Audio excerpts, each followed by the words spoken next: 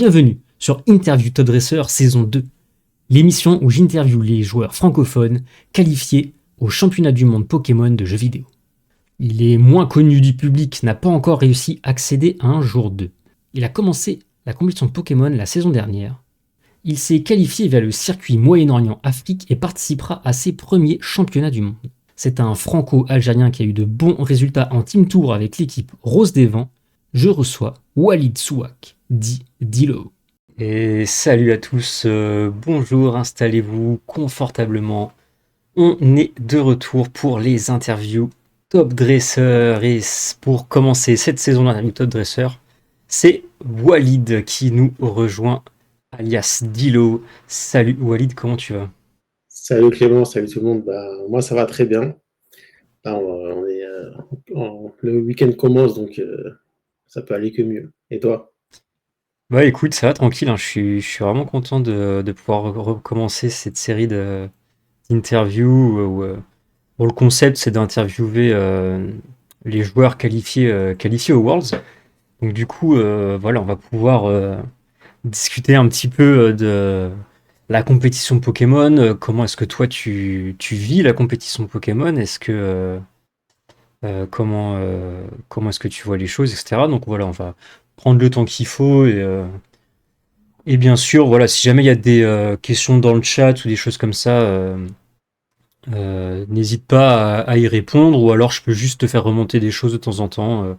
Voilà, on va faire ça, essayer de faire ça de manière le plus naturelle possible. Et encore une fois, le concept là, ça va être de discuter. Et si jamais, voilà, t'as des choses qui te viennent, qui discutent, on est sur Twitch, n'hésite pas à divaguer, n'hésite pas à faire tes Ouais. commentaires. Voilà, on a le temps. Ok. Du Allez, coup, let's go. du coup, pour commencer, bon, moi, la question avec laquelle j'aime bien démarrer, c'est de savoir comment est-ce que tu as découvert la compétition Pokémon? Parce que voilà, on sait que c'est quelque chose d'un peu confidentiel, hein. On n'a pas forcément, on n'est pas forcément, on n'a pas forcément l'information que ça existe. Voilà, comment est-ce que tu as découvert que ça existait, toi? Moi, en fait, j'ai toujours aimé jouer à Pokémon. J'ai commencé avec les premières versions jaune, rouge, bleu. Donc ça remonte à plusieurs années déjà. Et j'ai joué à peu près toutes les versions de Pokémon, sauf Soleil et Lune. Et j'avais arrêté après XY. Et ensuite, il y avait le Covid pendant la génération épée bouclier. Et pendant le Covid, je me suis remis à jouer à Pokémon un peu, je pense, comme énormément de monde, ce qui fait qu'aujourd'hui, il y a énormément de monde en tournoi. Enfin, pendant le Covid, je me suis remis à jouer à Pokémon, donc Pokémon Hmm. épée bouclier. Et j'avais appris qu'il y avait les Worlds, enfin il y avait les championnats du monde de Pokémon c'était en août 2022. Du coup, ça avait fermé, ça avait repris. Et du coup, je me suis un peu renseigné sur la compétition, enfin, comment est organisé le tournoi, comment se qualifier, etc. Et je suis tombé sur des vidéos de Harry, donc de Thomas Gravouille. Et je pense un peu comme 90% des Français, on a regardé ces vidéos pour pouvoir un peu se familiariser avec la compétition Pokémon, comment s'inscrire, comment y participer, quelles sont les conditions d'admission, de qualification, etc. Et donc voilà, j'ai suivi les Worlds un peu de loin, les Worlds 2022, Ok. parce que je n'ai jamais fait de combat duo avant. Et j'étais vraiment en mode je joue à Pokémon pour le kiff, quoi. Et je faisais des teams 6 contre 6 sur le ladder où tu galérais 3 plombs pour trouver un adversaire et tout. Mais Mhm. c'était pas hyper intéressant. Et quand j'ai découvert les Worlds que ça se jouait à 2 contre 2, enfin 4 contre 4, j'ai réappris le jeu et c'est vraiment avec la sortie de Écarlate et Violet que j'ai commencé à vraiment jouer en mode compétition, quoi. Enfin, dans le format des compétitions. Ouais, ok, je capte. C'est-à-dire que ouais, t'as un peu plus ou moins toujours joué au jeu Pokémon en mode aventure, quoi. Et, Ouais, c'est ça. euh, et au bout d'un moment, tu t'es dit, ah ok, il y a le format compétitif qui existe. Est-ce que t'es passé par les formats Smogon solo un petit peu ou pas du tout? T'es directement Non, commencé non, pas du tout. Les seules fois où je faisais des combats, c'était avec mes potes, 6 contre 6, avec mon frère ou Hmm. des amis des amis proches, mais jamais de Smogon. D'ailleurs, pour être honnête, aujourd'hui, je ne sais même pas ce que c'est concrètement Smogon. Je sais que c'est des combats 3v3 ou 6 contre 6. Je ne saurais pas dire, mais je sais que c'est pas du duo. Mais non, je connais pas trop. Enfin, j'ai jamais joué à ce Ok, format. ouais. Ouais, c'est ça qui est marrant, c'est qu'il y a vraiment plusieurs parcours en fonction des joueurs, hein, et effectivement, tu parlais des vidéos de Harry. Je pense que oui, il y a beaucoup de joueurs français qui ont découvert la compétition grâce à lui. Donc du coup, toi, t'as vu les vidéos de Harry, parce que bon, j'imagine que tu vas avoir des vidéos Pokémon dans ton feed YouTube, et t'as vu les vidéos de Ouais. Harry, t'as vu, oh là, mais en fait, il y a des championnats du monde et tout, et c'est peut-être sa vidéo des Worlds où tu t'es dit, ah ouais, tiens, ça me donne envie de m'y mettre, quoi. Ah ouais, j'avais vu aucun tournoi avant, j'avais vu aucune game du format duo. Et c'est avec les Wars où j'ai vraiment, et donc avec les vidéos de Harry un peu juste avant, où j'ai vraiment découvert la compétition et le format de la compétition. Ok, ok, super intéressant. Ok, du coup, bon, alors là, on est du coup sur Écarlate et Violet, tu commences la compète, et effectivement, tu te dis, bon, bah, j'ai un peu tout à réapprendre, parce que bien sûr, entre jouer l'aventure et faire des combats contre un autre être Ouais. humain en 2v2, Passer des coups et jouer contre des Marco Fierro, c'est pas la même chose. c'est clair. Et du coup, à ce moment-là, ok, toi, tu rentres un peu dans la compète, et comment? Tu joues un peu en ligne, tu fais des tournois en ligne, tu essayes d'aller sur les tournois en présentiel. C'est quoi un peu tes débuts dans la compète? Bah, mes débuts, c'était vraiment du ladder à la maison, un peu juste pour me mettre un peu, enfin, prendre un peu de l'expérience, un peu enfin, comprendre le jeu. Et donc, les premiers formats, donc c'était avec Dex régional, enfin, c'est la régulation, règle A. Bah, j'ai commencé à jouer un peu avec cette régulation, mais j'ai pas fait de tournoi encore en début d'année. Et je jouais vraiment juste à la maison. Sur le ladder, je m'entraînais, je regardais des teams, j'essayais de construire quelque chose et tout, mais bon, ça volait pas haut, quoi. Mais ouais, c'était surtout à la maison avant de commencer le premier tournoi. Le premier tournoi, c'était en 2023. Enfin, le premier tournoi que j'ai fait, c'était en 2023, c'était à Utrecht. Ok. Et donc le spécial Utrecht, j'ai eu ma place au troisième slot, enfin, d'inscription. Je me suis dit, ah Hmm. ouais, non, ce serait galère, ce serait chiant que j'ai pas ma place. Du coup, j'ai chopé ma place. Et donc, je me suis inscrit à Utrecht et j'ai fait mon premier tournoi là-bas. Ok, Et ok, incroyable. Donc, ok, oui, c'était à l'époque où les locaux, ils existaient pas, hein. non, non, ça n'existait pas encore. Que c'était un peu la Ça reprise existait après le bah, Covid. justement juste après. Ouais, c'est ça. C'est la reprise Et, après Covid, ouais. et j'y allais vraiment en mode bon, allez, allons voir comment on s'organise, enfin, comment ça se passe en tournoi, comment, comment sont les gens là-bas, etc. Comment on joue.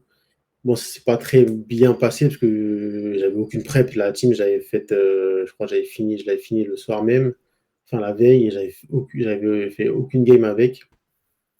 Et je jouais pas à l'époque sur SD, sur le téléphone où je pouvais engranger un peu d'expérience avec les teams, mais j'avais vraiment débuté ce tournoi avec une nouvelle team et ça s'est pas très bien passé. Mais bon, après, j'ai quand même kiffé, franchement, la journée, le week-end, donc dans l'expérience. Je me suis dit, bon, vas-y, je vais essayer d'en refaire quelques-uns et on verra l'année prochaine comment ça se passe, quoi. Ok, ouais, t'as quand même, malgré, on va dire, la non-performance, le côté un peu retrouver enfin, être sur place en tournoi, ça t'a parlé. Ouais. Qu'est-ce que comme ça t'a donné envie de revenir en fait? Parce que c'est vrai que un format compétitif où si la compétition elle se passe pas bien, bah, il y a peut-être autre chose qui te donne envie de revenir. Qu'est-ce qui t'a donné envie de revenir comme ça en tournoi? Bah, c'est le fait de. Enfin, je sais que j'avais envie de continuer à faire de la compétition. Mhm. J'avais envie de continuer de jouer au jeu parce que Pokémon, c'est un jeu c'est le premier jeu auquel j'ai vraiment joué et j'ai vraiment, on va dire comme tout le monde, adoré jouer à Pokémon dans mon enfance et pouvoir, entre guillemets, à l'âge adulte, pouvoir jouer à Pokémon de manière compétitive, ben c'est un kiff, quoi. Donc, je me suis dit, bon, même si les performances n'arrivent pas, donc c'est le début, c'est normal. Mais j'ai quand même kiffé l'ambiance, le fait j'ai rencontré énormément de monde aussi, notamment la communauté française et tout. Non, franchement, c'est l'ambiance, le jeu, le fait de faire ses teams, s'entraîner, aller en tournoi et tout. Franchement, c'est cool. Ok, ok, trop stylé.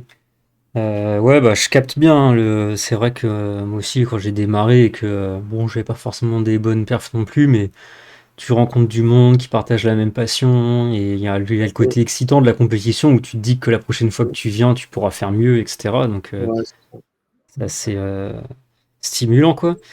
Ok, donc là, tu fais ton premier tournoi, Utrecht. Donc là, tu te dis, ok, j'ai envie de m'améliorer. Euh, Tu refais des tournois dans la saison 2023-2020. C'est quoi? C'était ouais, 2023? Ouais, 2023. ouais, 2022-2023, c'était la Ouais. première saison. Mais du coup, ouais, ça, Et les j'avais régios, ils avaient fait repris que en 2023. C'est ça. C'est ça. Du coup, j'avais fait des locaux. J'avais fait, je crois, un local dans le 9-4 et après, j'avais fait Malmö.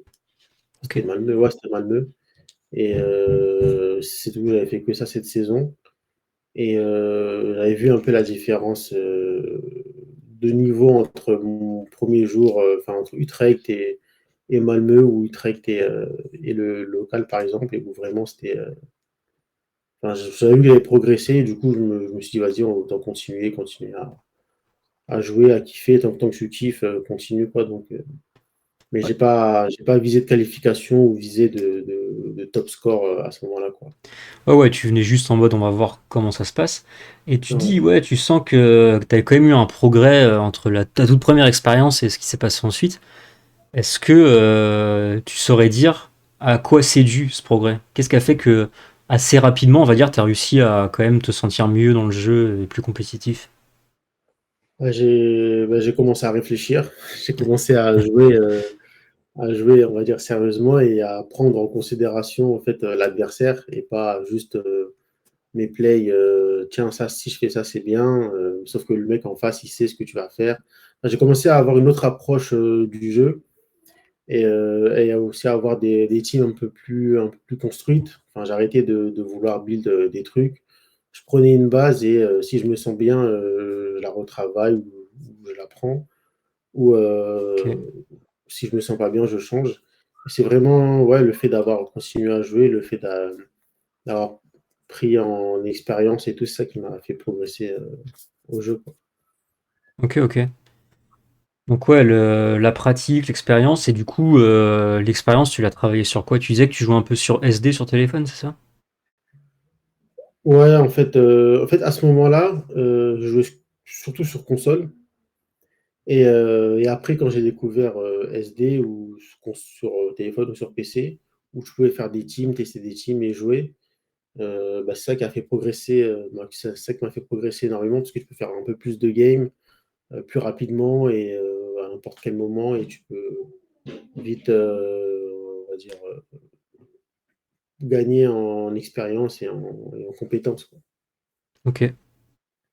Mais c'est vraiment le fait de jouer, d'aller en tournoi, de rencontrer du monde aussi, d'échanger parce qu'au début, j'étais tout seul on va dire tout seul dans mon coin et après, le fait de rencontrer du monde, rencontrer la team RDV et tout, le fait on a pas quand même pas mal progressé ensemble et c'est ça aussi d'avoir la vision d'autres personnes, de voir un peu comment ils appréhendent le jeu et tout, c'est ça qui m'a fait, hein, aussi progresser. Ok, ouais. Ok, je vois bien. Bon, du coup, ouais, la première saison, tu sens que tu progresses, découverte un peu de la commu, etc. Et premières expériences en tournoi, que ce soit en local ou en majeur, et ouais, envie de continuer à progresser, quoi. C'est un peu ça C'est ça. les bases. Donc, toi, t'as connu la compétition que sur Écarlate et Violet, du coup? Ouais. Ok. J'avais fait un tournoi, bon, c'était pas un tournoi, c'était un petit tournoi, je crois que c'était en 2003, 2002-2003, c'était sur Ruby Saphir. C'était un tournoi à la Cité des Sciences, mais c'était pas du VGC, c'était un petit tournoi un 3 contre 3, tu vois. Mais vraiment, le VGC, c'est vrai, c'était avec Écarlate et Violet, c'était le début, quoi. Ok. Ok, ok, stylé. Du coup, bon après, il y a la team RDV qui se monte. Ouais, Toi, tu te fais recruter, entre guillemets, dans la team. ouais, bah c'était Audric.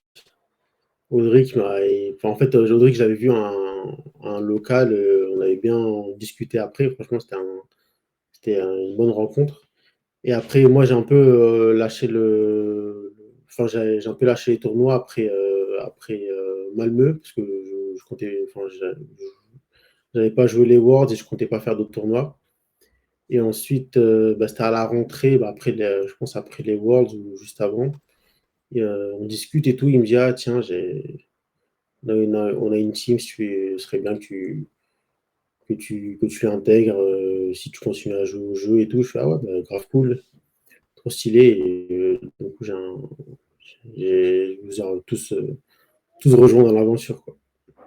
Ouais, ouais, c'est vrai que le côté collectif de l'aventure, ça fait plaisir, là. Du coup, j'ai la photo d'équipe à l'écran, là, avec, voilà, ça c'était à Lille, où on a réussi à voir l'équipe au complète, et c'est vrai ça fait des bons moments aussi, quoi. Ouais, non, c'est clair. Même le fait de tous revoir en tournoi, parce qu'on habite un peu dans différents coins de la France, le fait de se retrouver en tournoi, faire comment ça s'appelle, des RDV Home Hmm, et tout, ouais, franchement, c'est stylé et tout. Donc, trop bien. ouais, non, franchement, top.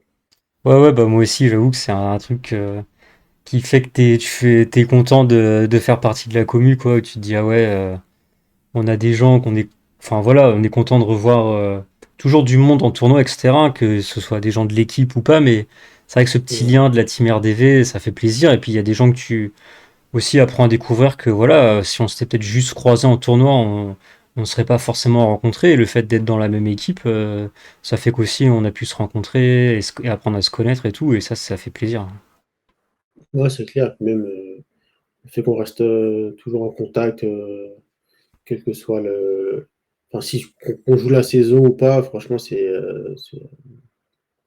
top, quoi. Carrément, carrément. Du coup, ok, là, si on reprend, on continue un peu l'avancée chronologique. Est-ce que une fois que tu as un peu joué toi-même la compète, est-ce que tu suis un peu les Worlds à Yokohama ou tu fais une petite pause pendant l'été sur la compète? Ça se passe comment, tu te souviens? Non, non, j'ai bien suivi les premiers Worlds du coup à Yokohama. Et c'était un format que j'aimais beaucoup. Franchement, c'était avec les semis, enfin, avec les semis légendaires là. Il y avait aussi Chifours, Lando, etc. Mhm. Et c'était un format, en fait, c'est ce format-là, enfin, et le format juste avant qui m'a vraiment fait progresser parce que c'était des équipes un peu plus balance.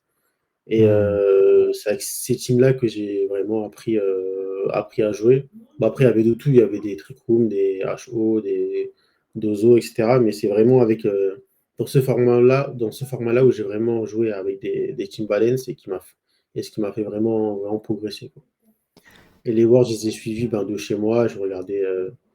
Il y avait un petit décalage horaire, du coup, je regardais un peu en décalé.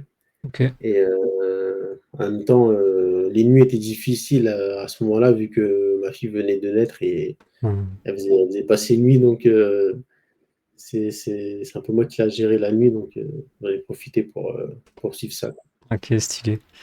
Ouais, donc elle a suivi aussi ses tout premiers Worlds, C'est ça, ouais. incroyable.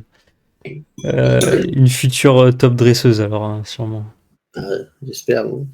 Inch'Allah. Ok, donc ouais, tu suis quand même les Worlds Et donc là, ouais, ça, t'as commencé à aborder un sujet intéressant. Peut-être qu'on aura l'occasion de continuer à creuser ça, mais tu dis que voilà, c'est un format qui permet un peu les équipes balance qui, toi, te plaisent particulièrement. Si on te pose un peu la question du style de jeu en VGC, comment tu répondrais à ça, toi? Déjà, est-ce que tu penses qu'il y a vraiment des styles d'équipe, des styles de jeu, des styles de joueurs? Et comment est-ce que toi, tu te définirais là-dedans?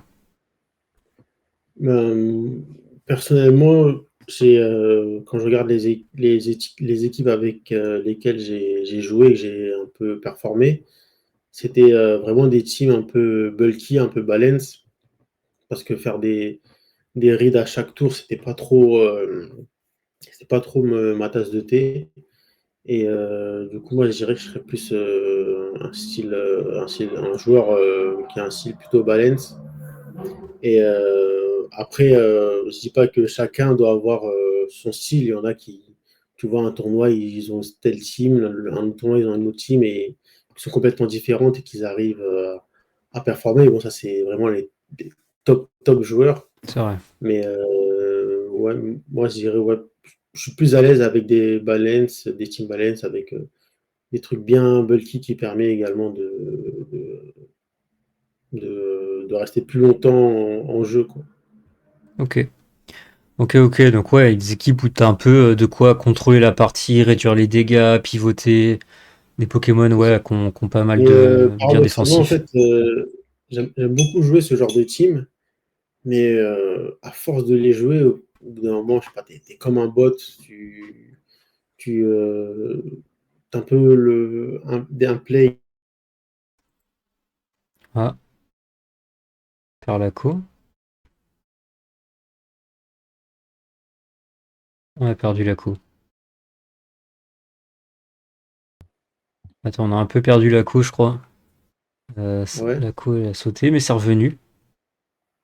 Donc ouais, si tu veux ouais, redire ce que tu disais sur bah justement les équipes balance où tu avais tendance à te lasser un peu parce que les lignes de play elles se répètent quoi, c'est un peu toujours la même chose contre tel type, tu fais ça, l'oppo il fait ça, gna gna gna. c'est ça. Il y a, en fait, les teams comme ça, faut vraiment avoir bien préparé ses match-ups, avoir le cardio, on va dire, parce que ça pivote beaucoup, ça switch beaucoup, ça fait quelques reads, quelques calls, etc. Et parfois, en fait, tu es un peu fatigué de toujours devoir jouer comme ça. Du coup, parfois, je teste d'autres teams, mais je reviens toujours au même base, quoi. Ouais ouais, ça c'est vraiment là où tu te sens le plus à l'aise et ce qui te convient le mieux. Ouais. Ok. Bah du coup, on peut peut-être jeter un petit coup d'œil à des équipes que tu as jouées. Là, t'as fait, par exemple, si on prend l'équipe que tu as jouée à l'International de Londres cette saison, donc le UIC, c'était une équipe Silver Roi Glace avec, bon bah voilà, hein, effectivement, tu parlais d'équipe Balance, elle est quand même assez agressive entre guillemets, mais ça reste quand même bien Balance. On a du Golem, on a du Ouais. Ogerpon pour rediriger. On a Chifours avec voilà, Terra haut au mystique quand même pour faire mal, mais avec provoque. On a le Démétéros Avatar Orbevi qui vient aussi mettre beaucoup de pression, qui était bon, un des Pokémon stars de cette régulation. Et le Rugilune pour le speed control. Ouais, c'est ça. En fait, moi, dès le début de la régulation, j'ai tout de suite voulu jouer Silver War Glass. Je savais que c'était un Pokémon que,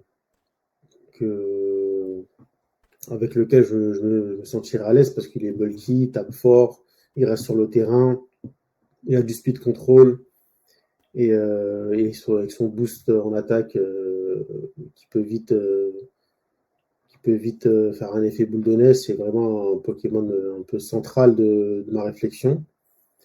Après, autour, Shifours Golé, ils ont toujours été dans mes teams. Et ensuite, j'avais commencé avec Ogerpon Roche, Incy et Aaron Vyant, euh, garde-fer, je crois. Ok. Et j'avais fait des bons résultats en local et tout, et au Global Challenge. Et ensuite, il y avait la team des Teng qui est sortie, donc celle-ci à 100%. Et je me suis dit, ah ouais, pas mal cette team, ça règle pas mal de problèmes, notamment les match-up Calyrex Shadow Rider, Mhm. Calyrex Spectre, et, Cavalier d'Effroi. Ouais, Ouais. et bah, du coup, je me suis vite retourné vers cette team et j'ai beaucoup aimé la jouer, quoi. Ok. Ouais. euh, donc ok, on comprend bien l'idée. Donc oui, effectivement, ce que tu disais tout à l'heure, c'est que t'aimes bien essayer des choses, essayer de bricoler un peu les trucs, mais tu t'interdis jamais de, voilà, quand t'as une équipe que tu trouves bien ficelée, qui correspond à ce que tu joues, à te l'approprier. Pourquoi pas modifier des trucs à la marge, mais te l'approprier carrément s'il faut. T'as un peu un pied dans à la fois je teste des trucs et à la fois je prends des trucs totalement existants. T'arrives à un peu faire C'est les ça. deux. C'est ça exactement en fait. J'étais à l'aise avec un corps qui était Silveroi Glace, Chifours, Golet et Lando. Et j'ai vu que les deux Pokémon qui restaient, avec Ogerpon et Rujin, ça marchait beaucoup mieux. Donc j'ai pas hésité à me tourner vers cette version-là. Mais ouais, en fait, l'erreur que je faisais avant, c'est de prendre une team et de forcer dessus, me dire, ah, ça va bien, là, ça va mal, mais vas-y, je continue quand même, ça va revenir et tout. Mais en fait, la méta change, la méta évolue et ce qui allait bien avant ne fonctionne forcément pas 2 semaines plus tard ou même 2 jours plus tard. Donc, en fait, j'ai arrêté de foncer avec une team et je me suis dit, bon, je vais m'ouvrir quand même un peu aux autres teams, aux autres archétypes. Et si je me sens pas bien, si je vois que je suis pas à l'aise avec, enfin, j'ai pas de bons résultats en entraînement avec cette team, ben, hop, on zappe, on passe à autre chose et Hmm. on refait ce travail, quoi. Ok, ouais. Ok, ouais, bah c'est intéressant et c'est vrai que c'est quand même une force, je trouve, de réussir à, voilà, tu vois, à s'ouvrir un peu à ce qui se fait, à prendre un peu du recul et tout. C'est vrai que parfois tu te dis bon, j'ai cette équipe, je pense qu'il y a un truc, tu dis ah il y a ce mauvais match-up, mais vas-y, peut-être en changeant tel truc et tout, ça peut passer. Et puis finalement, bon bah ça passe pas forcément ou au contraire, parfois, vouloir un peu tout tester, vouloir toujours faire ce qui marche bien dans la méta, etc. Et quitte à du coup pas avoir un truc avec lequel tu te sens bien. Donc il y a un équilibre assez subtil à trouver là-dedans. Euh, Peut-être si on, juste pour clôturer la question de Londres, tu avais fait 5-3 à Londres. Est-ce que je suppose, tu as un truc à dire sur cette performance euh, Là, j'avais commencé en 2-0. Donc, après, j'ai fait 2-2. Je crois que les match-ups que j'ai perdus, c'était des match-ups Kyogre, où les deux joueurs avaient joué complètement différemment, l'un après l'autre. Ok. Et contre Nick Schrott, c'était donc le finaliste de Dortmund l'année dernière. Ça s'est joué vraiment à très peu. C'était c'était un insta-réveil et un Miss Opels qui pouvait me faire gagner. Et finalement, j'ai eu aucun des deux, mais bon, après, il a bien joué, il n'y a pas de problème. Et ouais, ça s'est joué à très peu. Et contre Christopher Hahn, j'avais pas un bon match-up. Donc, si on revient après, je sais pas, tu veux qu'on déroule match par match Oh, pas ou- forcément. Juste dire un peu ce qui t'a marqué, les événements. Ouais. Ben, franchement, les joueurs ben, j'ai affronté de bons joueurs, de très bons joueurs. Je crois en round 2 c'était ouais, Tom Winter. Donc, c'est un Winter qui est assez connu, que j'ai réussi à, à battre. Et franchement, c'était on va dire, pour la première fois que je battais un bon joueur. Ok. Heu ce tournoi, avant d'arriver, je me sentais plutôt bien. J'étais très à l'aise avec la team. J'avais fait beaucoup d'entraînement avant. J'avais pris un coaching avec Justin Tang, justement. Il m'avait expliqué certains match-ups, notamment le match-up d'Amazenta, etc. Où je crois que j'en ai affronté trois. J'ai gagné les trois fois, voire même quatre fois. Et, euh, donc j'étais assez à l'aise avec la team. J'étais en confiance, mais j'ai pas pu faire day two, mais honnêtement, je me- j'en garde du positif de ce tournoi parce que j'ai quand même pu faire de bonnes choses à, à ce moment-là, quoi. Ouais, ouais, 5-3, ça reste une bonne perf. Puis c'est vrai que t'as quand même affronté aussi des bons joueurs, donc même pour l'expérience, c'est carrément intéressant. Ouais. Ok, donc bon, c'est vrai que bon, là, ça nous donne un peu plus d'infos sur ton style d'équipe, la façon dont tu t'appréhendes les matchs, etc. Est-ce que tu dirais que tu es quelqu'un qui est assez au taquet sur le ladder, tu essaies de savoir un peu les dernières nouveautés de la méta, essayer d'être assez à jour, ou est-ce que tu regardes ça d'un peu plus loin? Comment est-ce que tu vois le truc? Bah, sur le ladder, bon, je pense qu'aujourd'hui, il n'y a pas beaucoup de monde qui veut montrer ses teams à l'approche des Worlds sur le ladder, mais je regarde quand même ce qui se fait sur les tournois VR, où bah là, depuis 3 semaines, chaque semaine, il y a un tournoi, je vois un peu ce qui ressort, quelle team est toujours performante, quel corps est toujours présent, etc.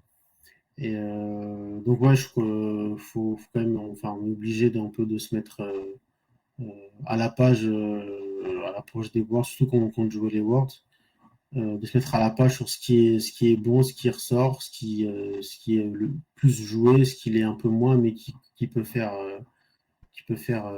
la différence si t'es pas prêt. Mhm. Donc ouais, ouais, je me mets quand même un peu, enfin, je me mets à jour sur la méta. Ok, ok, Après, ok.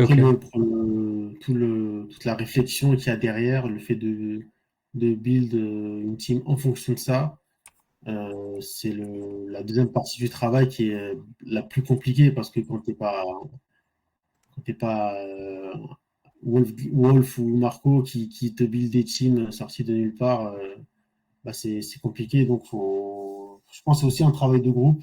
Mhm. C'est vraiment, enfin, en tournoi, tu seras tout seul, mais toute la préparation qu'il y a derrière, c'est vraiment un travail de groupe qui doit être fait pour mettre en commun toutes les connaissances, tous les points de vue, toutes les expertises pour pouvoir être prêt le jour J. Ouais, du coup, tu parles de travail de groupe. Est-ce que quand tu travailles une équipe, par exemple, t'échanges avec d'autres joueurs pour dire ok, qu'est-ce que tu penses de ça? Moi, je joue plutôt ça. Tu fais des matchs d'entraînement pour travailler un match-up. Ça se passe comment concrètement? Mais là, la préparation des Worlds, là, pour l'instant, elle n'a pas réellement commencé parce que je joue quelques teams, je joue deux, trois teams différentes, notamment Calyrex, Zamazenta, Miraidon, Kali Ice. Karl m'a fait tourner une team qui est plutôt pas mal euh, avec une bonne. Enfin, une team balance, Kali Shadow avec Coraidon. Mais bah, concrètement, je ne sais pas sur quoi je vais partir pour les Worlds. Ok. J'attends de voir parce qu'en fait, la méta évolue encore plus vite ces dernières semaines que depuis le début de la régulation. Donc, pour l'instant, j'ai des idées, mais je ne sais pas concrètement ce que je vais jouer. Mais euh, je vais voir un peu avec les Français aussi qui comptent jouer les Worlds. Je pense qu'ils vont préparer, on va faire un groupe pour préparer ça et on verra ce qu'il en sort. Ok, ok, intéressant. Bon, oui, c'est vrai que là, on a un peu tourné autour de peau, mais effectivement, oui, t'es qualifié aux Worlds, voilà, c'est le concept de l'interview top dresser, c'est d'interviewer les joueurs qualifiés aux Worlds. Et oui, du coup, tu disais que t'allais te rendre à Anaheim, hein, donc ça va faire un petit voyage cet été en Californie. Et, euh, Ouais. et oui, voilà, il y a toute cette question de la préparation, etc. C'est vrai que pour le moment, bon, évidemment, les joueurs, ils vont garder assez secret ce qu'ils comptent jouer. La méta, c'est toujours un peu la méta surprise des Worlds, ou qu'est-ce qui va en sortir, etc. C'est un peu aussi l'excitation, et ce qui fait aussi que c'est difficile de s'y préparer à ce tournoi en particulier. Euh, Est-ce que Ouais. tu y vas avec un objectif? On veut gagner, hein. Ah, Non, en fait, l'objectif secret de tout le monde, c'est d'aller au bout.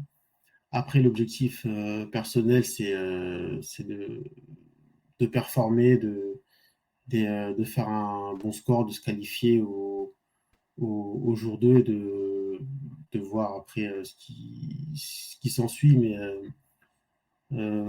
un jour 2 déjà, pour moi, ce serait un objectif d'atteint. Et après, au jour 2 tout est possible.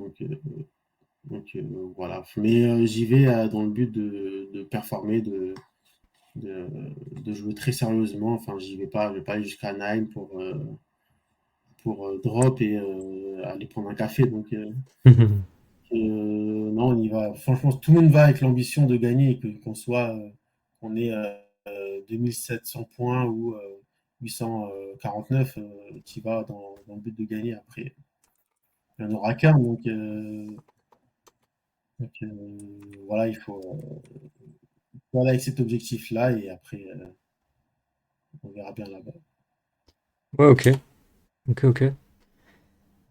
Bon, après, hein, c'est sûr que sur un tournoi, il y a un peu tout qui peut se passer. Et c'est vrai que là, ça dépend de beaucoup de facteurs, évidemment. À la fois ta préparation, est-ce qu'elle est bonne ou pas? Ton call d'équipe, est-ce qu'il marche bien dans la méta qu'il va y avoir aux Worlds? Ta chance sur les pairings, ta chance dans tes Ouais, matchs. dans le match. Et avant tout, le niveau de jeu que tu arrives à proposer le jour J. Donc voilà, ça c'est évidemment beaucoup de facteurs, mais on va évidemment suivre tes aventures avec beaucoup avec beaucoup d'encouragement, évidemment, notamment nous, la team RDV. Et en parlant de la team RDV, cette saison, la team RDV, elle a joué le challenge par équipe VCL, VGC Challenge League. Ouais, Et ouais, ouais. tu étais un des éléments phares de l'équipe. C'est vrai que t'es probablement pas le joueur le plus connu de la communauté française, mais la team RDV, on sait ta capacité à aller gagner des matchs, et tu as quand même eu un bon ratio de victoire. Tu as le meilleur ratio de victoire de l'équipe pendant cette compétition.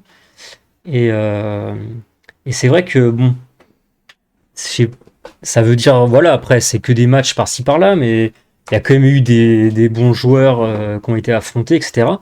Est-ce que c'est le genre de choses qui peuvent aussi un peu te mettre en confiance en te disant, bah, j'ai quand même les capacités d'aller chercher des bons matchs et d'aller chercher des victoires? Ouais, clairement, c'est vrai que j'avais oublié la vaisselle, mais ouais, c'est vrai que j'avais fait pas mal de bons matchs en VCL. J'ai affronté des top joueurs, dont le fameux Juan Salerno qui dit pas bonjour et qui dit pas au revoir. Mais non, c'est un petit détail. Mais non, franchement, j'ai affronté de très bons joueurs quand j'y repense et contre qui j'ai gagné. Et oui, c'est vrai que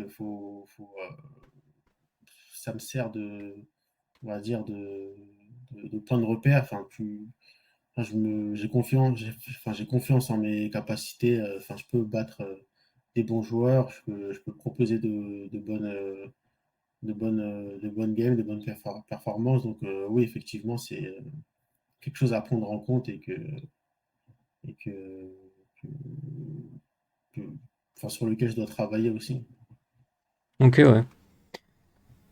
Bon, après, si on continue un peu la saison, et on passe du coup au dernier règlement, hein, le règlement I, qui sera donc le règlement des Worlds. Euh, Déjà, Ouais. comment est-ce que tu le sens ce règlement, toi? Est-ce que il te plaît particulièrement ou pas trop ou comment tu le sens? Ouais, franchement, c'est un format qui me plaît bien. Le fait d'avoir 2 restreints, enfin, ça permet un peu d'avoir une plus grande palette de match-up, d'avoir, plus de, on va dire, d'avoir moins de match-up, qui te posent problème. Et ça permet aussi plusieurs styles de jeu. Donc, euh, c'est vraiment un format qui me plaît où vraiment tu peux bien jouer, tu peux bien progresser également en jouant à ce format-là. Et mon ressenti sur les games, c'est honnêtement, c'est l'un des meilleurs formats auxquels j'ai joué jusqu'à aujourd'hui. Moi qui avais une petite appréhension par rapport à ce format, en étant 2 restreints, je me suis dit ça va taper, ça va être bourrin un peu, mais honnêtement, en fait, il y a la place pour tout. Et au final, je suis agréablement surpris de ce format et je m'y plais bien en faisant des games dessus. Ok. Ok, bon, ça c'est cool du coup de jouer les Wars dans un format qui te parle et qui te plaît.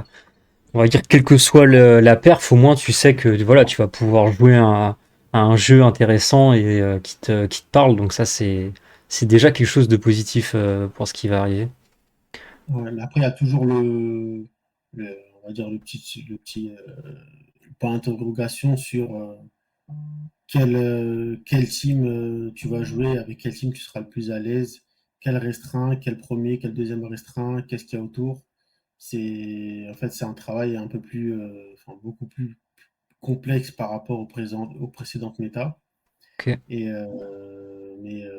En fait, l'objectif, c'est vraiment d'avoir une team avec laquelle tu serais à l'aise, avec laquelle tu as un bon ratio de win. Et après, comme dans chaque méta, tu peux pas couvrir tous les match-ups, tu peux pas couvrir toutes les spécificités de chaque Pokémon. Enfin, trouver sa team avec laquelle on est à l'aise, qui n'est pas faible à une grosse quantité de match-up et aller avec. ok. Bah, par exemple, à Utrecht, tu avais encore fait 5-3 et c'était en règlement I. Tu avais ramené une équipe Miraidon Silver Glace. Donc voilà, avec les sets classiques entre guillemets pour Miraidon, lunettes choix et Silver Glace, talisman sain. Et derrière, tu avais pris bah, Farid Giraffe, hein, qui est un très bon partenaire de ce duo, hein, qui permet de contrôler un peu la game, d'avoir la graine électrique, de bloquer les priorités, que tu sois en mode distorsion ou en mode rapide, bah, tu es content de bloquer les priorités. Le Paume de Fer qui, pareil, se marie très bien avec les deux restreints. Euh, le hot de fer pour appuyer un peu le mode rapide, avoir du contrôle de vitesse, pouvoir embêter un peu l'équipe avec encore.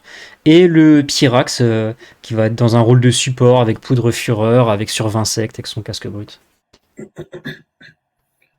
Ouais, ouais, c'est une team que j'avais. Enfin, une des premières teams avec laquelle j'ai joué dans le format. J'avais joué avant la balance Terrapagos Kali Shadow, Mhm. mais c'était trop balance, c'était trop fatigant pour les nerfs, donc je suis vite passé à autre chose. Et je suis tombé sur cette team sur le ladder. En fait, je crois qu'il y avait quelques différences, mais je sais plus c'était laquelle. Et j'ai décidé de ramener Iron Bundle. J'aimais bien le corps Miraidon euh, Kali Silver Hourglass, pardon. Et donc je me suis basé sur ça un peu pour faire la team. Ensuite, j'ai repris un peu ce avec quoi la team pouvait performer. Donc Paris Girafe et Pomme de Fer. Et ensuite, j'ai rajouté Pyrax pour le match-up Zamazenta, notamment. Il m'a Mhm. beaucoup aidé aussi dans ce match-up-là.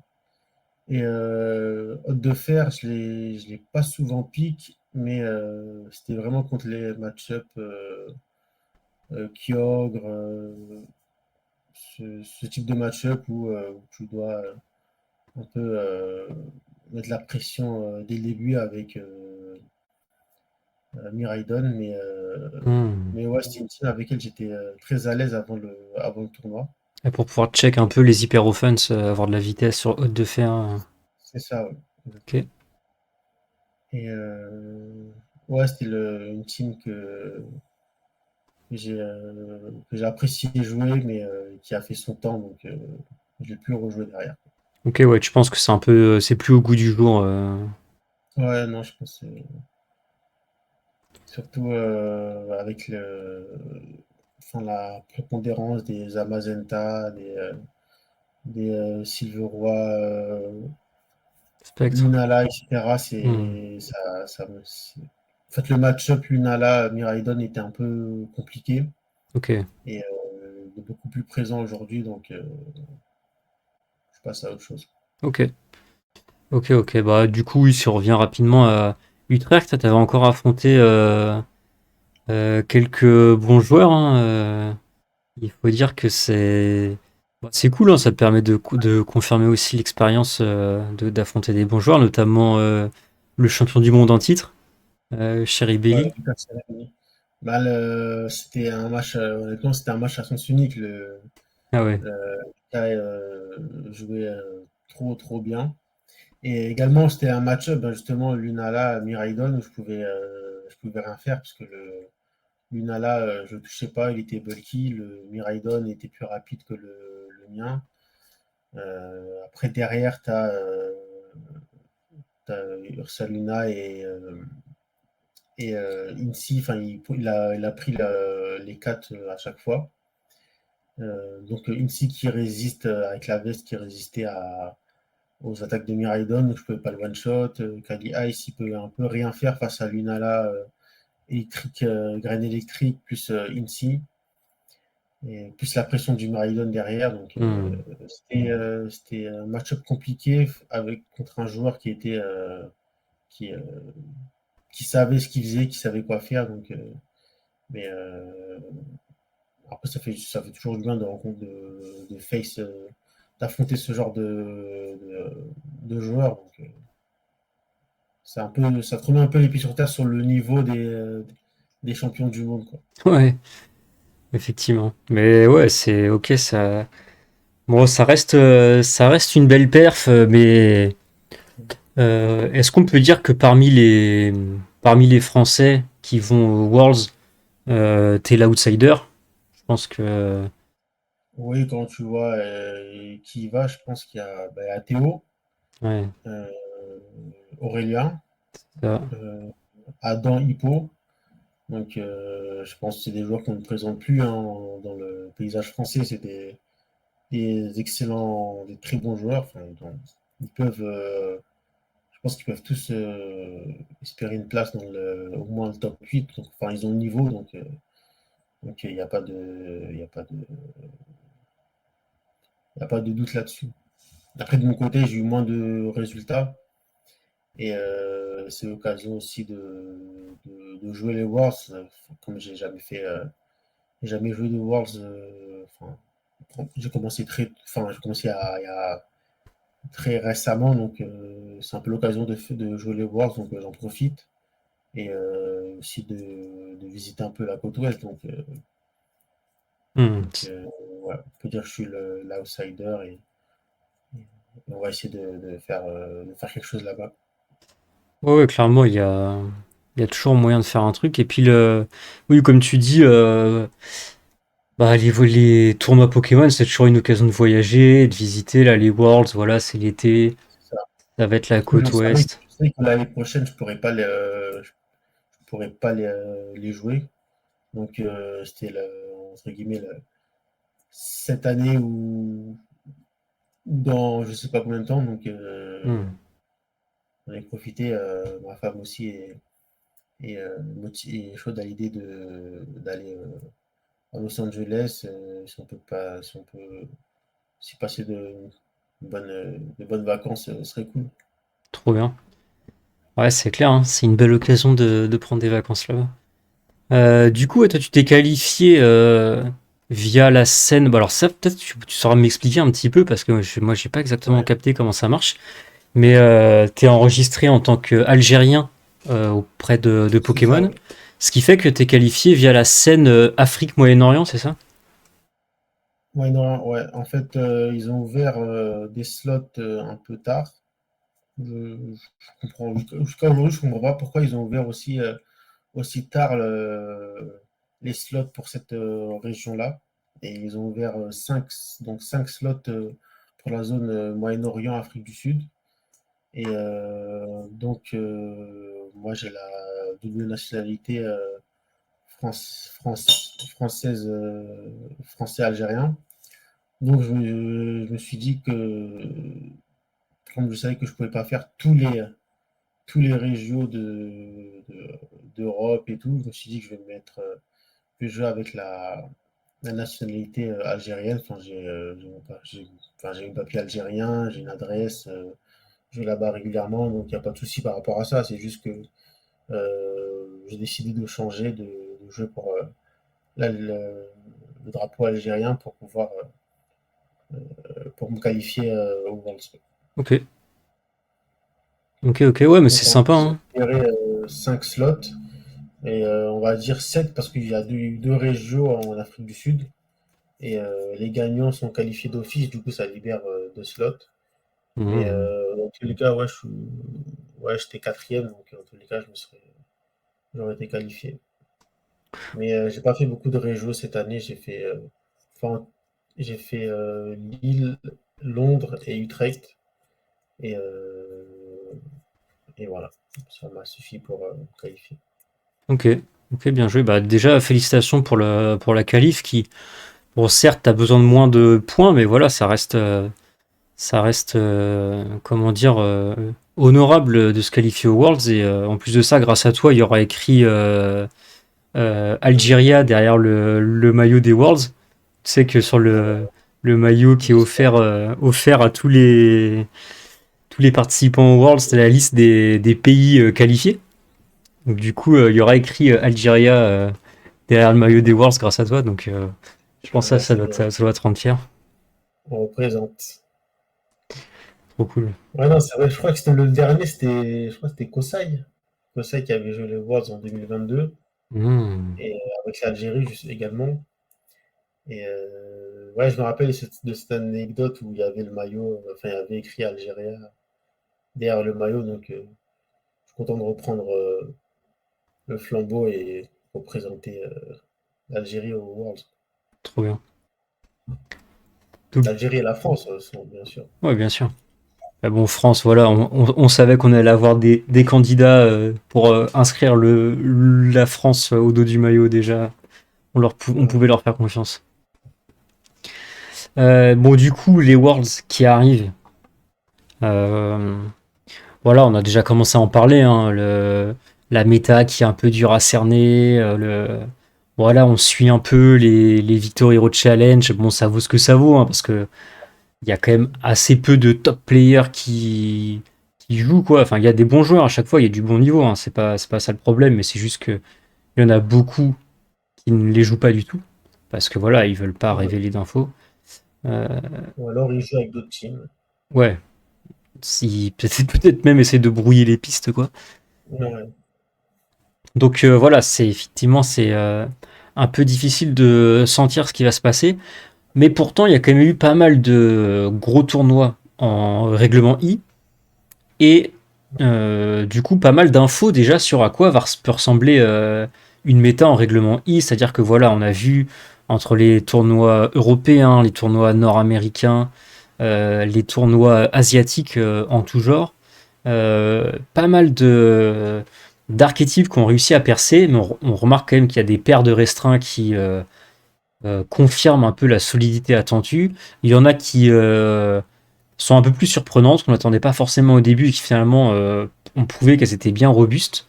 Alors est-ce que c'était le coup de un tournoi ou est-ce que ça va être réemployé aux Worlds? Bon voilà, ça c'est les questions auxquelles on n'a pas forcément les réponses tout de suite. Mais toi, si en quelques mots, tu devais analyser la méta et un peu les menaces courantes à laquelle se préparer, tu dirais quoi? Ben là, on a à ce niveau-là d'informations, on a quand même pas mal de ressources avec lesquelles on peut établir une première analyse. C'est qu'il y a enfin, il y a plusieurs match-ups, enfin, plusieurs teams qui sortent du lot. Donc, la paire de restreints, Silveroy, Cavalier d'Effroi, Zamazenta, avec tout le corps qu'il y a autour. Donc, Foudre, Rillaboom, etc. Mhm. La team Lunala Miraidon, des Teng ou de Lucapas ou de Fede Campo. Il y a aussi Miraidon Zamazenta, Miraidon Silver Glass. En fait, ouais, déjà, il y a ces teams-là qui ressortent pas mal, contre lesquels il faut bosser, parce que si tu arrives au Worlds et que tu sais pas quoi faire face à ces teams-là, tu peux vite enfin, te prendre des défaites gratos, quoi. Et on remercie Xomon qui nous raide et qui installez-vous confortablement l'équipe. On est en interview top dresser avec Walid. Et vas-y, Salut les gars. je te laisse qui est Walid qui était du coup en train un peu de à donner un peu sa vision de la méta et comment se préparer pour les Worlds. Ouais, donc je disais qu'il y a déjà 4, 5, 6 teams qui sortent du lot, contre lesquels faut se préparer, faut bosser les match-ups. Et après, tu as des teams qui sont un peu plus discrètes, mais quand tu les rencontres, tu sais pas quoi faire.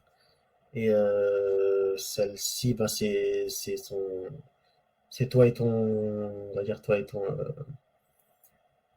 ton niveau de jeu, quoi, qui va faire que tu vas devoir vite comprendre comment fonctionne la team en face, comment la contrer, etc.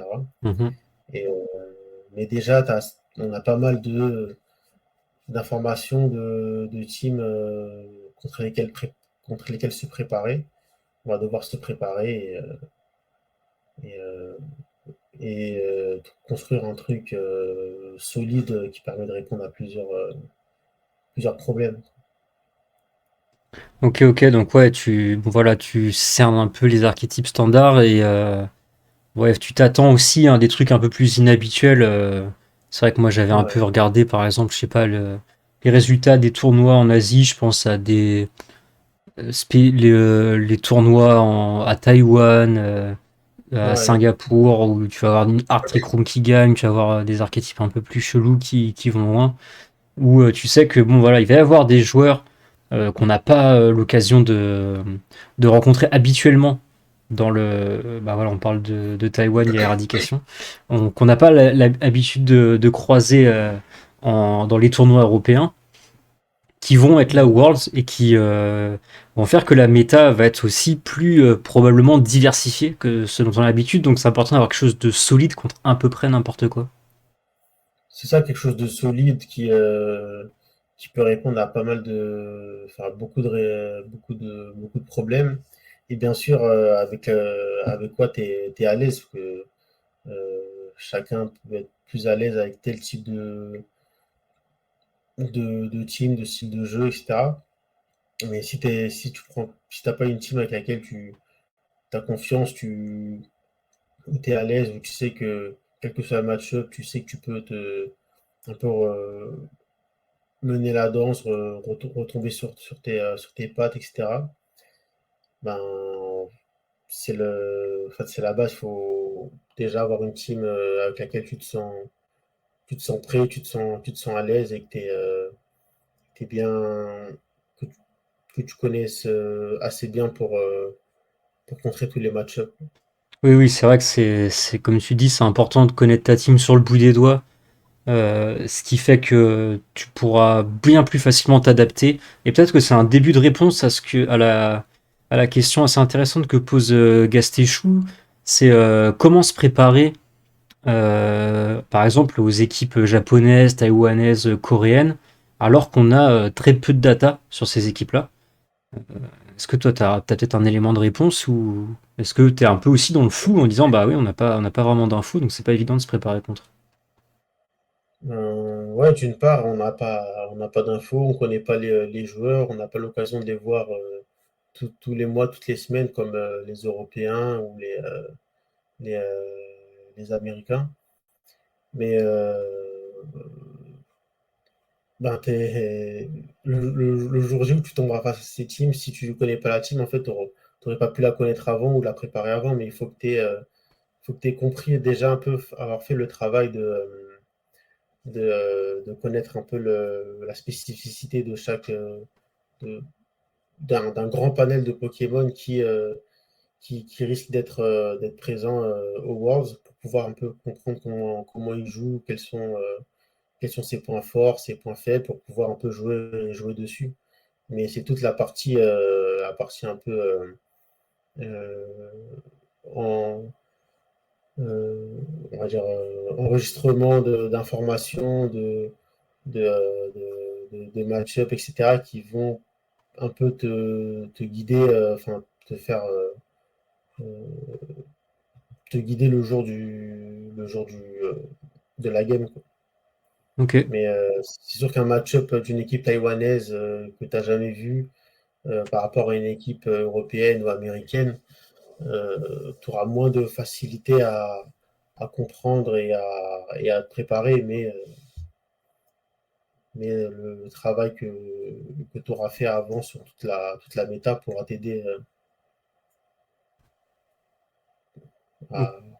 pourra t'aider à ce moment-là. Ouais, ouais, je vois bien. Et ouais, ça rejoint un peu ce que tu disais tout à l'heure, où si tu maîtrises bien ton équipe, bon bah, même si voilà, la première game, éventuellement, tu peux te faire un peu surprendre, mais bon, tu sais que t'as tel Ouais, corps qui est solide, que t'as tel truc, c'est un peu la façon de safe d'aborder un peu un match-up comme ça. Ok, t'as tel truc, ah ouais, j'avais pas vu comme ça peut être un peu dangereux, tu t'adaptes en game 2 et puis voilà, tu peux réussir à bien t'en sortir. Donc ça, ok. ouais, c'est ça, tu fais bien de le dire, le travail d'adaptation, parce que tu peux te faire piéger en game 1 si derrière tu t'adaptes bien en game 2 et que tu fais attention à ce qui peut te contrer en game 3. Déjà, c'est une façon de contrer ce type d'équipe. Ok.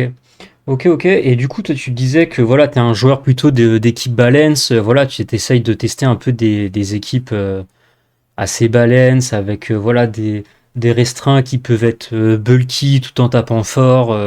Essayer de les accompagner avec, voilà, avec des Pokémon pour un peu contrôler, pour un peu rediriger. T'aimes bien avoir un redirecteur, pourquoi pas un bluffeur, etc. Euh, C'est est-ce ça. que, euh, est-ce que du coup tu sens que bon bah voilà ce style de jeu, on sait que c'est quand même un style de jeu qui permet d'avoir de bons résultats, mais il faut vraiment bien jouer. Euh, Mm. est-ce que ça permet aussi d'être moins surpris potentiellement face à des équipes bizarres? Bah oui, c'est vrai que ce type, les team balance qui permettent de pivoter, bluffer, rediriger, etc. Ça peut laisser tes Pokémon phares un peu plus longtemps sur le terrain, donc que ce soit Kali, Silveroi, Cavalier d'Effroi, par exemple, qui sera un Pokémon, par exemple, au cœur d'une équipe Calyrex Zamazenta. Ben c'est tout ce qu'il y a autour qui peut un peu le tenir en vie et le permettre de se placer, et de créer du danger. Après, faut avoir les réponses, faut trouver les réponses dans la team. Tu t'adaptes, t'as sa team sous les yeux, tu vois ce qu'il propose et tu contres les potentielles menaces et avec des Pokémon, on va dire, plus bulky, qui ont ou des Pokémon qui peuvent, entre guillemets, contrer ou faire perdre du temps à l'adversaire. C'est ça qui va me permettre aussi de jouer. Ok, ok, ok. Donc bon après voilà, hein, comme tu le disais, il va falloir se préparer, prendre confiance avec une équipe. c'est Toi, ça. tu prévois quoi un peu là pour la suite de ta préparation comment est-ce que tu appréhendes ta Bon, préparation? ben, là, pour l'instant, je suis plus enfin, je joue des teams pour voir un peu comment elles fonctionnent, quelles sont les forces et faiblesses de chaque match-up, sans forcément choisir une ou d'avoir une préférence. Mais donc, pour l'instant, je suis plus dans la période d'observation des teams, de voir ce qui me plaît, ce qui me plaît pas, ce que j'aime jouer, ce que j'aime pas jouer. Mais là, on est quel jour? On est le 4. Hmm. On est le 4, c'est ça, ouais. Ouais. Donc ça nous laisse 5-6 semaines. Donc ouais, je pense qu'à partir de la semaine prochaine, il faudra commencer à build une team et travailler les match-up intensément dessus. Donc pour l'instant, on va dire, je suis plus dans la réflexion. Et je sais, j'ai on va dire des pistes sur ce que je veux jouer, ce que j'aime jouer, ce que je veux jouer. Mais c'est à travailler encore. J'attends de voir les prochains VR, ce qui en ressort. Et après, on va bosser ça Ok. intensivement. Ok, ok, trop bien. Ok, bon, j'imagine, ta paire de restreints, tu t'es peut-être pas encore fixé dessus. Ben, enfin, les restreints en question, c'est quoi? C'est Calyrex, Silveroi, Cavalier d'Effroi, Miraidon, Silveroi, Glace, Lunala, Zamazenta. Enfin,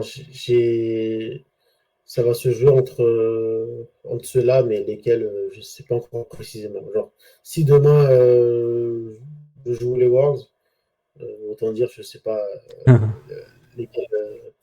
lesquels, lesquels prendre. Mais je pense que je vais très vite me fixer sur une team et bosser dessus.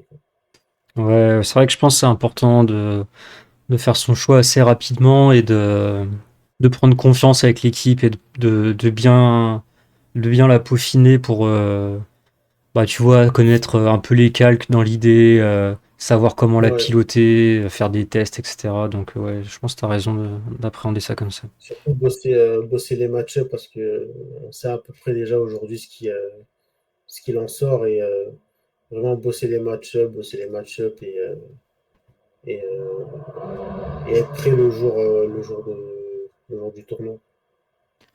Et ouais, pour répondre à ta question, Gastéchou, on a déjà un peu parlé de la méta, du règlement I de manière générale, et du coup, bah, Walid disait qu'il trouve ça une méta intéressante, parce que c'est plus intéressante que ce qu'il pensait en prime abord, parce que ça lui permet de jouer des trucs balance, d'avoir quand même pas mal de variations possibles et de diversité un peu dans les paires de restreints, donc du coup, voilà, il trouve ça C'est intéressant. ça, autant au début, même avant le format, lorsqu'il a été annoncé, je me suis dit deux restreints. Bon, j'avais jamais joué avec deux restreints, donc ça va être bourrin, ça va être trop, ça va faire des games un peu n'importe quoi.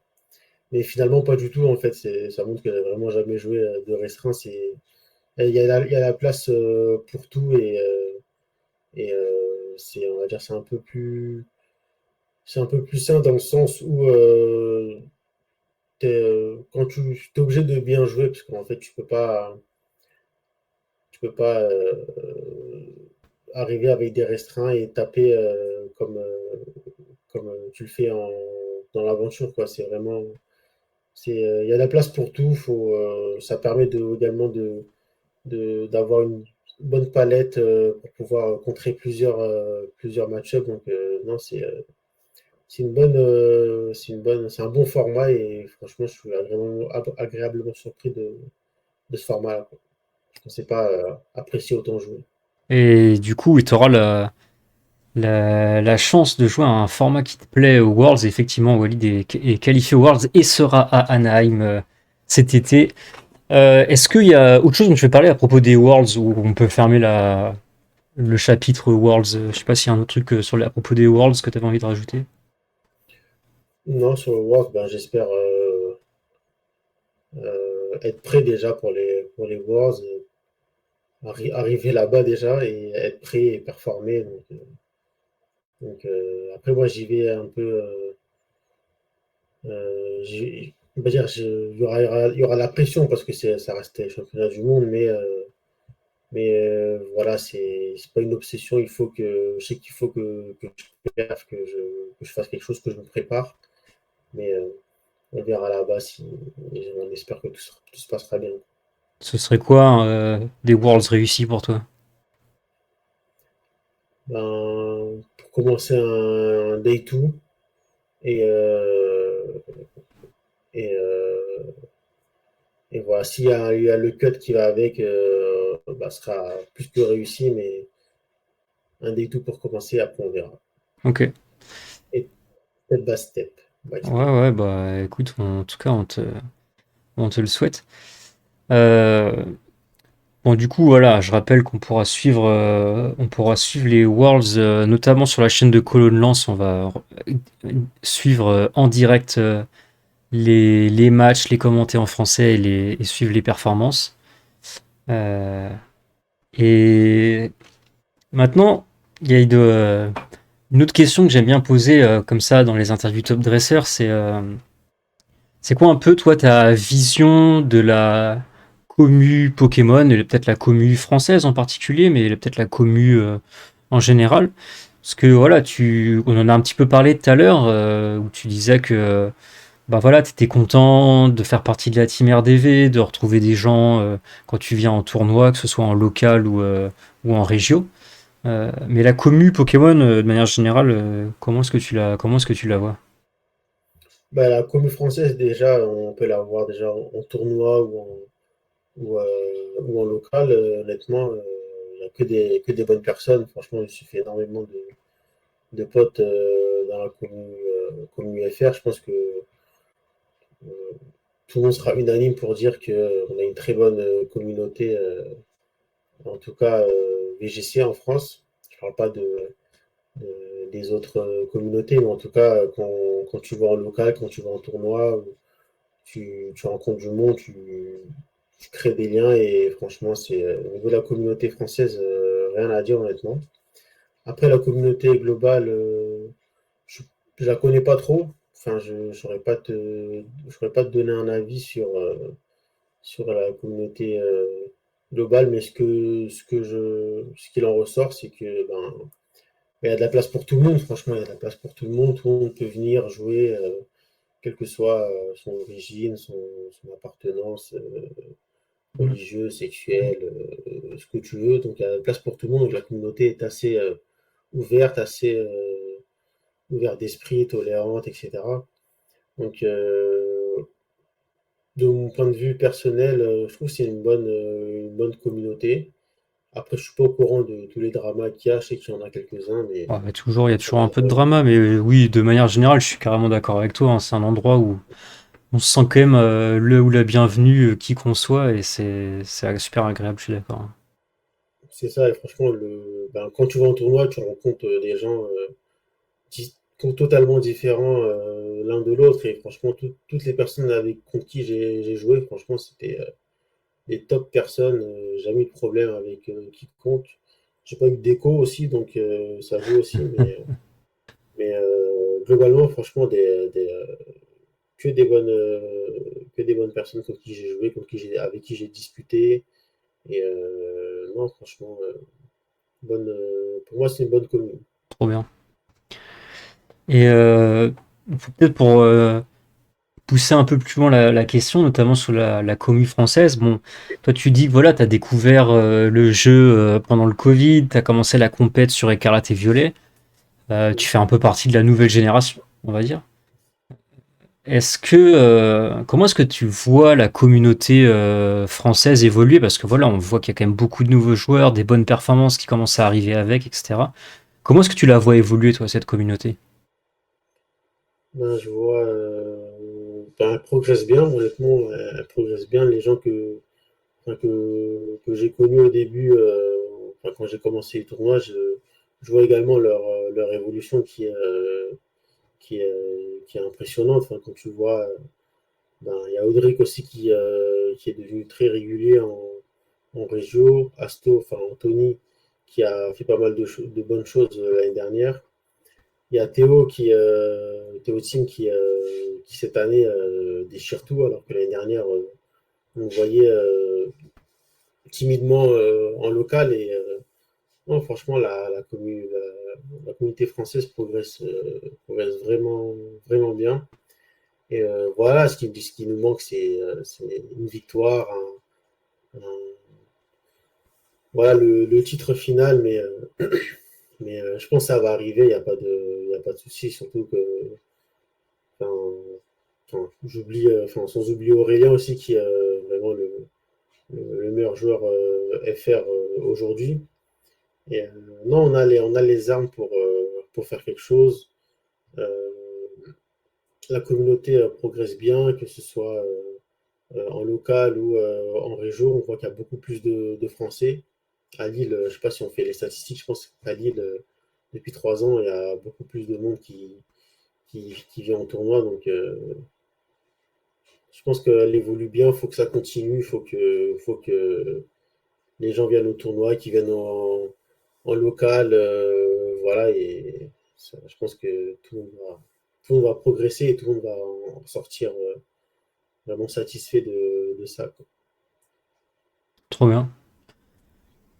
Et toi, personnellement, comment est-ce que tu vois parce que tu disais que tu n'allais pas jouer les Worlds la saison prochaine, mais est-ce que tu joueras quand même la saison et de manière générale, comment est-ce que tu vois ton avenir dans la compétition Pokémon? Ben, la saison prochaine, je vais essayer de faire quelques tournois quand même, notamment Lille, Londres et peut-être un dernier, un dernier régio en plus. Mais comme je serai pas dans l'optique de jouer les Worlds, je vais pas trop, on va dire, euh, je vais pas trop faire de tournois, que ce soit régio ou local, mais je continuerai à jouer, je continuerai à, à aider à prep avec les joueurs qui veulent prep. Mais je continuerai quand même à jouer. Je pense que ça reste quand même un jeu, hein, ça nous détend, ça nous amuse. Donc, faut pas oublier ce côté-là. Donc, ouais, je pense que même si tu joues pas la saison, tu as envie de jouer, tu as envie de continuer à être à l'affût sur les méta et sur ce qui se passe en tournoi. Donc je continuerai de suivre la scène, mais sans l'objectif de jouer les Worlds l'année prochaine. Ok. Et peut-être plus tard réessayer une qualif. Oui, oui, ça aussi.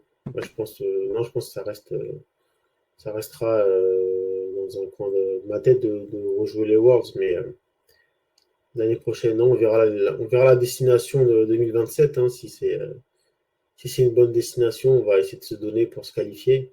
Paris peut-être, hein. Mais à Paris, ce serait bien. Franchement, ce serait top. Paris, ou en Europe, ou même en Asie, mais bon, les États-Unis, voilà, 2 ans de suite, On a compris, hein, ça pique. carrément. On a dit Paris, Andrew, on n'a pas dit Port-de-la-Chapelle. Ouais, il est traumatisé le pauvre. Ok, ok.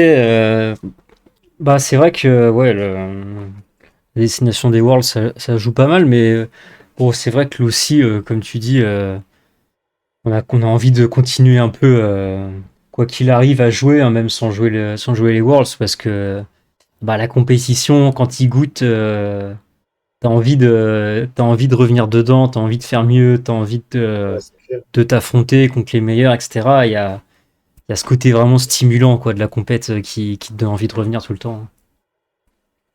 Ouais, non, c'est clair, même le fait d'aller en tournoi avec un peu la pression de jouer les matchs, etc., c'est quelque chose qui, à terme, va manquer à tout joueur qui arrête. Le fait de se préparer, d'aller en tournoi, de faire sa team, de faire des games, etc.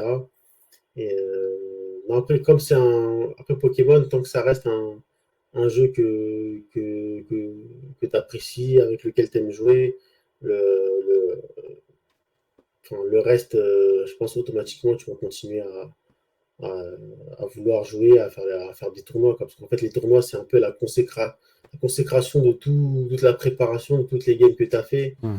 si c'est pour rester sur le ladder, ça sert à rien, mais si c'est pour préparer un tournoi, c'est beaucoup plus construit, quoi. Ouais, ouais, ça peut être une belle récompense de réussir à aller chercher une perf en tournoi après autant d'entraînement, quoi.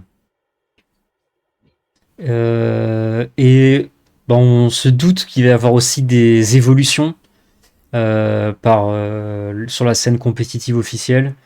Il y a Ouais. voilà Pokémon Champions qui va peut-être sortir un jour. On ne sait pas si ce sera la saison prochaine, on ne sait pas si ce sera après. Il va y avoir un nouveau jeu aussi qui va sortir, une nouvelle mécanique, etc. Qu'est-ce que tu attends toi pour la suite un peu de Pokémon? Ben, franchement, dans l'immédiat, je suis un peu, on va dire, je suis peut-être le seul, mais je suis un peu pessimiste sur la suite de la scène compétitive. Parce qu'en fait, si on a les Terra plus les méga évolutions, j'ai peur que ça devienne un peu le bazar, quoi. On aimerait bien avoir quelque chose de plus stable. Mhm. Donc, après, je pense que si je me souviens bien, dans la bande-annonce, il y avait la Terra et la méga évolution. Il y avait Dracofeu et Oyakata qui respectivement méga évolué et terrain cristallisé. Donc, honnêtement, je sais pas comment ça va se passer, je sais pas quelle approche faut avoir par rapport à ça. Mais les deux combinés, pour l'instant, je suis pas fan. Après, je peux changer d'avis, hein. Mais pour l'instant, je suis pas fan. Après, pour ce qui est de Pokémon Champions, je pense que c'est une bonne chose d'avoir quelque chose pour le compétitif. C'est un peu, ça le met un peu plus en lumière aussi la scène compétitive. Les gens vont plus voir qu'il y a un. Ils vont dire, ah, c'est quoi Pokémon Champions? Hop, ils vont se renseigner, ils vont voir que c'est pour la compétition, qu'il y a une compétition derrière. Ils vont peut-être se renseigner sur le circuit et tout. Ça peut ramener beaucoup de monde. Mais oui, globalement, je pense que Pokémon Champions, c'est une bonne évolution pour la scène. Et Pokémon ZA, bon, on a hâte de voir ce que ça va donner. Mais je sais pas, de ce que j'ai vu jusqu'à aujourd'hui, je suis pas hyper emballé d'avoir la Terra et la méga évolution. Oui, oui, Je sais pas si vous je comprends un peu tes réserves et c'est vrai que ça dépend beaucoup de comment est-ce qu'ils vont mettre ça en place. Et bon, c'est vrai qu'ils n'ont pas toujours donné les gages de confiance en termes de choix d'organisation. Donc, bah, quelque part, il y a un côté qui est quand même enthousiasmant de se dire, ah, ils essaient de faire des choses pour la scène officielle, etc., de développer la scène compétitive. Mais d'un autre côté, on a peur qu'ils fassent aussi un peu n'importe quoi. Donc, ouais, je comprends tes réserves en vrai. ouais, faut voir comment ça va être, on va dire, accueilli par le public. Mais je pense que l'évolution doit être positive par rapport à Pokémon Champions. Après, Pokémon ZA, je sais pas trop ce que ça va donner. Mais j'ai hâte de voir les premiers tournois sur Pokémon Champions, comment ça va se dérouler et quelle sera le futur format après les Worlds, quoi. Ouais, Enfin, après Pokémon ZA surtout. oui, oui, j'avoue. Oui, on peut s'attendre un peu à tout et n'importe quoi. C'est clair. Ouais. Ok, ok, trop bien. Et ouais, j'ai fait à peu près le tour des questions que je comptais te poser. Toi, est-ce qu'il y a des sujets que tu as envie un peu d'aborder, des trucs dont on n'a pas parlé